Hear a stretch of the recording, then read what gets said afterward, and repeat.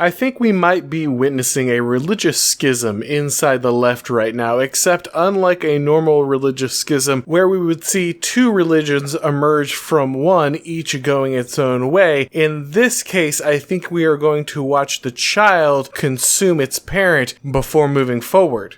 One of the most powerful concepts in the neo-reactionary framework, which drew me to these ideas in the first place, was Curtis Yarvin's identification of progressivism as a Christian heresy, as a deranged offshoot of a religion, which was now manifesting itself as a decentralized atheistic theocracy that we call the cathedral. Progressivism became the dominant religion because it benefited heavily from the rapid social and technological changes that have come in the last couple hundred years. The increased reliance on science for understanding and the focus on materialism easily fed into progressivism's desire to shed the spiritual, shed the supernatural, and instead adopt a secular and purely materialistic ethic.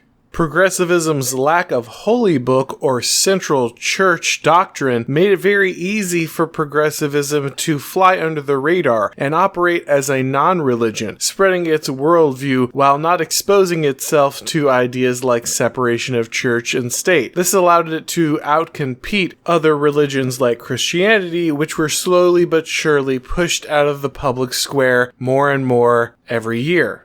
It even showed itself to be a super predator of sorts, able to exist inside competing religions such as Christianity and increasingly even Islam, slowly pushing traditional doctrine out of those faiths and instead replacing them with the tenets of progressivism.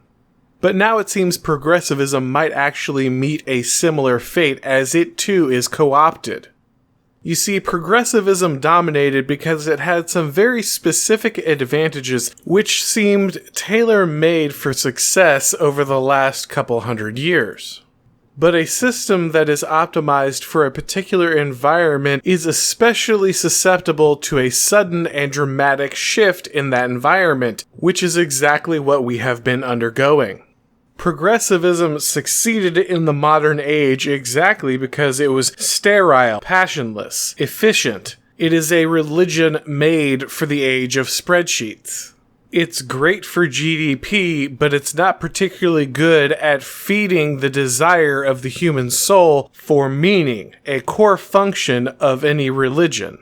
A people, a nation can only be so animated over gradual improvements in standard of living. As Carl Schmitt points out, asking a man to give his life in defense of his family, in defense of his heritage, in defense of his culture, well, that's one thing. But asking a man to give his life in defense of an economic zone, asking a man to give his life in defense of GDP, that is gross and perverse, and it will never stand in the long term. Now, for a long while, progressivism was able to fill the spiritual void with technological miracles. The rapid advancement of technology and standard of living did seem, for a moment, as if it was the fulfillment of a religious promise. But as rapid technological advancement eventually lost its wonder and became banal, the cracks in progressivism started to show. Elements that had always been present in the movement were actually moved front and center due to their ability to generate a moral crisis that progressivism could get behind solving. This is why we've seen the left shift from assisting minority populations and immigrant populations to now elevating them as if they are objects of worship. This is why we've seen a marginal support for fringe groups like the LGBTQ movement transform into one of the core ideologies of the party as it attempts to recapture the passion and moral power of the civil rights movement. The left didn't even stop as it approached worship of these groups and instead went directly to sacrificing their children as adolescent drag queens, and started conducting full-on witch hunts of anyone who didn't want 10-year-olds cross-dressing and gyrating for money on stage. Progressives have increasingly been tapping into the woke portions of their support in order to maintain their religious fervor.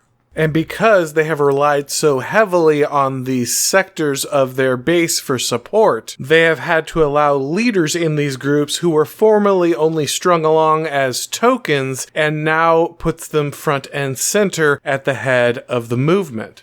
The worship and the guilt have slowly replaced the hollow promises of meaning through science and progress.